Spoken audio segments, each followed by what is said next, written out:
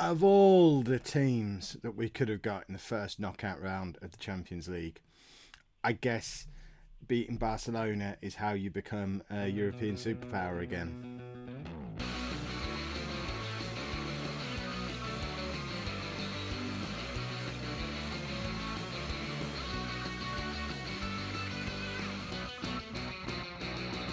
Hello and welcome to episode 11 of the Milan Mission. I'm Kev, and coming up on today's episode, we got the little task of playing Barcelona. I'm not sure if you've heard of them.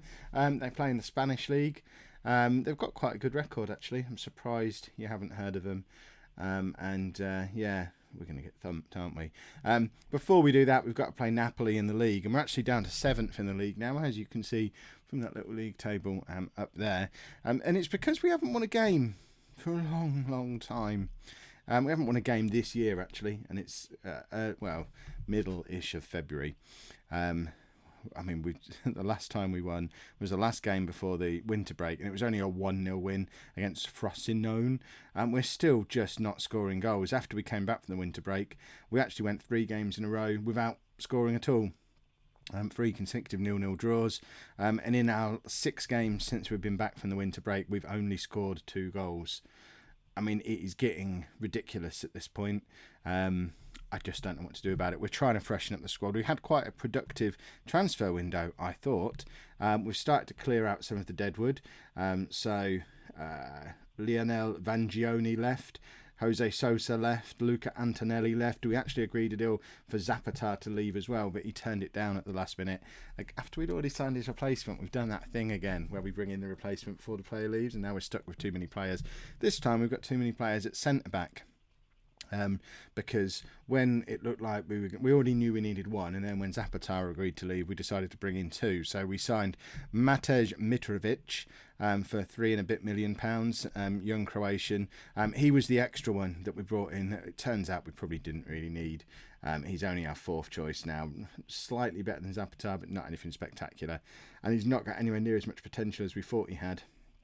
And we kind of spent £20 million on Joe Gomez. The board gave us $15 million to spend, plus the money that we sold from bringing from those players. I know we've overspent on Joe Gomez, but we're paying for his potential. He's already 3-star current ability. It looked like he had 5-star when he arrived, potential ability, but it's actually 4.5. Now he's bedded in a little bit. But the thing I like about Joe Gomez is the fact that not only can he play at centre-back, he also provides cover in the 2 full-back positions as well. And it looks like Abati wants to leave because he's not getting any game time. So full-back-wise, we're probably going to end up with the full-back of many names because he's never going to leave. We tried to sell him again in the transfer window and he wasn't having any of it. So we'll have him, we'll have Lazar, they'll be our 2 left backs ish, and then we've got Makey and this guy, or I suppose DeCilio and Gomez can both play either fullback as cover. Gomez will primarily play as a centre back though, and he's in the team at the moment because I think Romagnoli is injured. Romagnoli, that's how you say it. So we actually got the fabulous Gomez brothers playing centre half together at the moment. And then we had a little bit of money left over, so we signed an attacking player, a Brazilian wonder kid, no less, called Everton. He's got 3-star current ability, 4.5-star potential ability. He can play on either wing, behind the forward, or as an out-and-out striker. He just looks awesome. Only 20 years old. Brazilian, comes in from the same team we signed Makey from. So, they're a bit of a player factory. We'll keep an eye on them. He's played 5 games so far, hasn't been tearing up any trees, but only 2 of them have been starts. And he does look very promising. And I just like the fact that he is, as you can see there, a proper Brazilian wonder kid. None of this matters, of course, if we don't sort out the terrible form. We need to get ourselves back up into a Champions League qualification position. So we're 4 points behind Inter now. It's starting to become a problem. We need to start winning some games and winning some consecutive games because obviously we're about to get knocked out of the Champions League by Barcelona. So this is the team that we're going to be playing at home against Napoli. It should be fairly familiar to you at this point. We've got Donnarumma in goal, DeCilio and Makey as our fullbacks, and the Gomez brothers playing at centre-back. Then we've got Camacho in holding midfield with Bertolacci and Poli in front of him, with Bonaventura and Niang providing the wide support to Bacca. I've decided DeCilio's staying now. We've sold the other fullbacks, so he needs to stay. We don't, or else we've got to buy more fullbacks. Although I love to buy a fullback. Midfield would have been nice to bring in another central midfield player. I'm not convinced about Poli or Mauri. but for now we'll make do with them. Keisuke Honda, he has played most of the games so far this season, but him being in the side has coincided with us not scoring goals like we did when Niang was out there. And also, he's 30 years old now and wants a 5-year contract on increased money. He wants like 80 grand a week for 5 years. So we've said no, his contract's up at the end of the season. So I think Honda's probably done. Everton can come in and provide competition for Niang and Bonaventura. So I think we're done with Honda at this point, unless we decide to play 3 behind Bakker. The big problem, though, is Bakker is still not scoring goals. I don't know if it's the pressure of being captain that's getting to him. Perhaps we should relieve him of those duties. But, I mean, who'd you give it to? The obvious choice would be De Sciglio, but he still wants to leave, so we can't give it to him. Who else have we got who's captain material? Bertolacci, maybe? I don't know. Who do we give the captaincy to? Let me know down in the comments. Officially, captain is Abati, but obviously he doesn't play anymore. So Bakker as vice captain, he's captaining the team week in, week out. He's the obvious choice looking at the 11 that we've got. But if that is what's stopping him from scoring, we need to get our top goal scorer back. He scored nearly 30 goals in Serie A last season. He's nowhere near that this year. And we're really suffering because of it. As you've seen, we're just not scoring goals. If we have a look at the league table, we're 23 games in. And we have scored... How do we get goals for? We can't see. Oh, there we go. 4. We've only scored 21 goals in 23 games, which, I mean, that for a team of mine, if you've been around on the channel for a little while, for a team of mine to be scoring at less than a goal a game is hideous. And we need to fix that problem, and we need to fix it fast, because I'm not enjoying being a team that grinds out 0-0s and doesn't score any goals. It's really boring. So I'm wondering if we switch to the trusted old Ipswich formation, the 4-3-1-2. The problem is when we did that before, we conceded so many goals. But we're losing anyway. Oh, and it's Jose Sosa who scored against us. Brilliant. Who we've only just sold after him not getting in the team for a year and a half under me. He's playing for Napoli, and obviously he's going to score. And, you know, it's just horrible.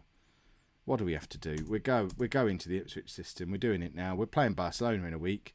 We don't have a settled system. We don't have a settled team. We haven't won a game since last year. This is not the time to go and play Barcelona. Right, we're doing this. We've got to do something. So why not do this? There you go. I mean, Makey will absolutely love this.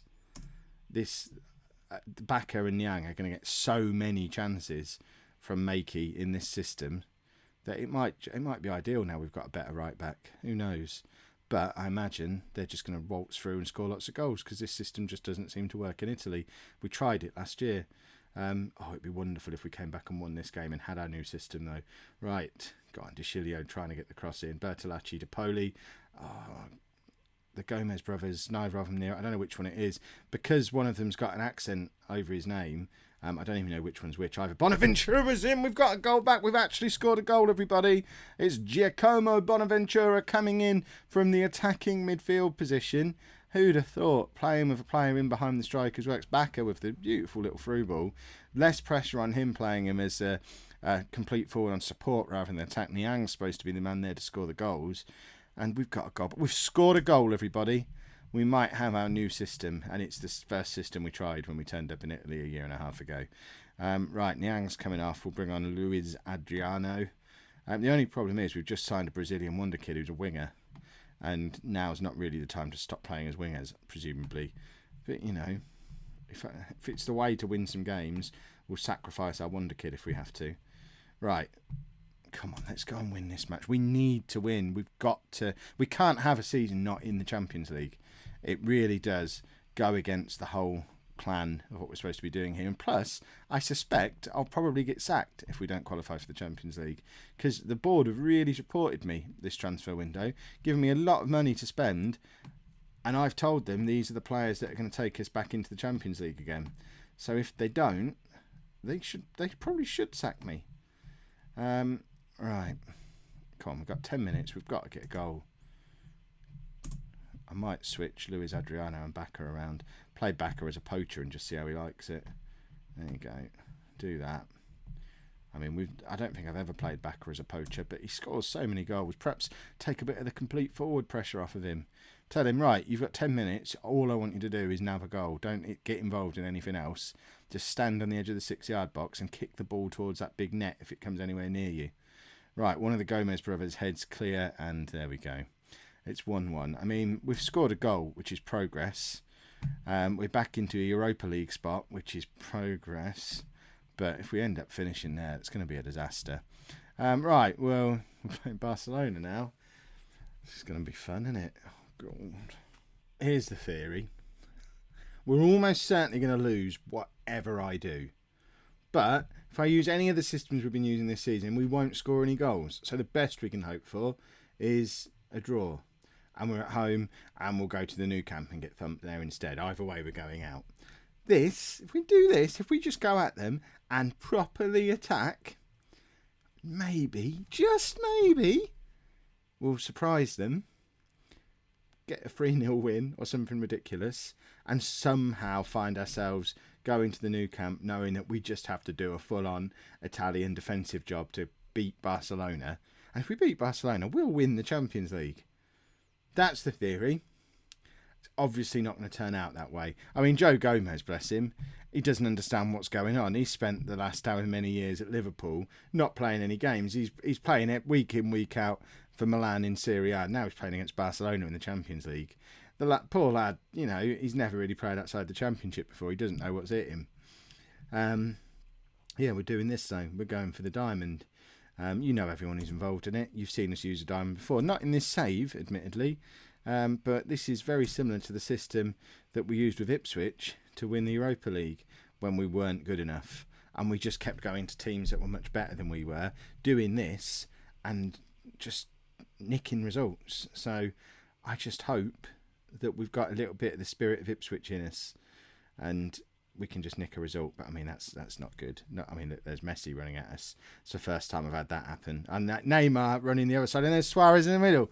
Goodness me. I mean, I've never played against any of them before. It shows how long it usually takes me to get up to this kind of level. It's Milan 1, Barcelona 0. Bacca has just scored, which is a novelty. That's not happened this year. And of course, the man who made the goal with a beautiful cross, Makey with the cross. Bacca tucks it away. We're 1-0 up against Barcelona. I've just explained how Messi, Neymar and Suarez are all playing. And we're winning. I mean, it's not going to last long, but at the moment, this is awesome. Now, tonight is the night that we want to see Donnarumma come into his own and have an absolute blinder. Those of you who follow me on Twitter would have seen on Friday afternoon-ish, I did a little video of Donnarumma's biggest howler ever. You'll have to look back on my Twitter to find it. But yeah, it was awful. It's at Lollujo on Twitter if you want to go and see that. But hopefully today he proves that was all a bit of a blip. He's been faking so far and he's actually going to be brilliant. Because I almost signed a goalkeeper in January. I was very close to bringing one in because he's upset me so much. Makey with the cross again. Bacca's in again. Bacca's getting himself into positions. That was a clear-cut chance. Makey with a corner now. Surely we can't grab another. Makey with a cross. Makey has got such a cross on him. Oh, we might have a new Lazarov here. I think I've said it before, but he excites me at right back. He is brilliant. Right, what can he do about Neymar? I mean, he'll know him. They both played in the last Brazil game. Joe Gomez, look, just touched the ball against Barcelona. Doesn't know what's hit him. Niang now, out to Makey. This is what we need to do to score a goal. Bonaventura has hit the crossbar. Makey crosses again. Just give the right back the ball. That's all we need to do to be successful in this match. This is getting ridiculous. Mauri with the cross now. One of the Gomez brothers misses it. Oh, what an exciting start to this match. We're playing like an English team in Italy. I mean, admittedly, we're not playing in the Italian league at the moment, so it might not be costing us just yet. We can't go and do this in Serie A because teams will just sit behind the ball and we won't be able to break them down. Barcelona are coming here to try and beat us, and it's end-to-end. You can see by the possession and the shots, this is an end-to-end game. We're all right end-to-end. Out to Makey again, but obviously the highlight ends. We don't get to see another spectacular cross. I mean, look, it is the Makey and Bacca show at the moment. You can see from the ratings. the tactic has got to be get it out to Makey, cross it into Bakker. We might just nick another goal. If we take a 2-goal lead to the new camp, we've got a little chance. Not much of a chance, but a slight chance. I mean, if we take a lead of any kind, we're halfway through the second half. We're still winning this match, everybody. Right, Bertolacci to Bakker. Get it out to Makey. You're going the wrong side. Niang knows what to do. Out to Makey. Bonaventura's in. We're 2-0 up. We are 2-0 up against Barcelona. Makey has made both goals. This is the night a hero was born. We knew he was good leading into this, but we're playing a system that plays to his strengths. And how can we go back to playing defensively now? We need to be playing this lad full on, wing back, get it out to him. Let's see if he can beat Lazarov's record of, 37 assists in the season from right back. He's got it in him. I know he's got it in him. Right, Bertolacci, you can come off for Poli. And Niang's not really had much of a game. We could bring Everton on. Can he play as a complete forward? He can. Would he be better as a poacher? Not really. We'll have a look at Everton because Luis Adriano was a waste of space in the last game. And the advantage of Everton is if we go 3-0 up, he can push out wide and we can just go to a more defensive system. Niang's it. We're 3-0 up against Barcelona. And that one didn't even come from the right back. We've just passed that through the middle. We've just outpassed Barcelona. Bakker passes it through to Niang, we've just taken him off because he hadn't done anything all game. How do we reverse that? There's no way to reverse it, is there? Everton's on now, but holy niblets, we're 3-0 up against Barcelona in the Champions League. Just defend now, lads. But we don't have it in us anymore. We've forgotten the Italian spirit. We've become Ipswich of 20 years in the future. No, De Sciglio makes a tackle. We haven't seen him do that for a long time. Barcelona do not know what's hit them. We don't know what we've hit them with either. We've scored more goals in this game against Barcelona than we've scored in the whole of 2017 so far. That's how ridiculous what you're witnessing is. I'm very happy you're here to enjoy it with me. I'm getting so excited. Right, Camacho's tired, not having a great game. Topol comes on. I don't want to change the system. I don't want to sit back and defend because I don't think we're good enough to do it. We just need to keep attacking. Makey with the corner now. We've got a penalty. We could be about to go 4-0 up against Barcelona. What on earth is happening here? Bakker, please score this penalty. I mean, this is ridiculous. This is actually better than I could have hoped for. The scenario I gave you before the match wasn't as good as this. And when I said it, we all, including me, we all thought I was being ridiculous. Tactical genius. 5-0 now, why not? I mean, it can't get any sillier than it is. Poli's having a shot. Who cares? We've just beaten Barcelona 4-0 in the Champions League. I don't know what to say. I don't know what's just happened. Bakker has just remembered how to play football. That's just insane. The words aren't there. There you go. Young AC Milan side as well, apparently. Wow. Okay. Tomorrow's episode is going to be the second leg when we're at the new camp. And all we've got to do is defend a 4-0 lead. Let me know in the comments, what on earth do we do? Do we go there and use that system that has just spanked them? Or do we go there and play full-on Italian defensive style and hope we're good enough to hold on? Because, like I said, I think if we can knock Barcelona out over 2 legs, we can knock anyone out over 2 legs. We might be able to win this whole competition this year. End of the save then, I guess, if we do. No. European powerhouse, not one-off winners. If you've enjoyed that, and how could you not? If you've enjoyed that, please pop a like on there. We've just beaten Barcelona 4-0. If you've never liked an episode before, now is the time to pop your like cherry, because that is the sort of thing you only witness once in 50 episodes, certainly on this channel anyway. That's nuts. If you haven't already subscribed, please do that as well. I've forgotten my outro script. I've done it 350 times now and I don't remember it.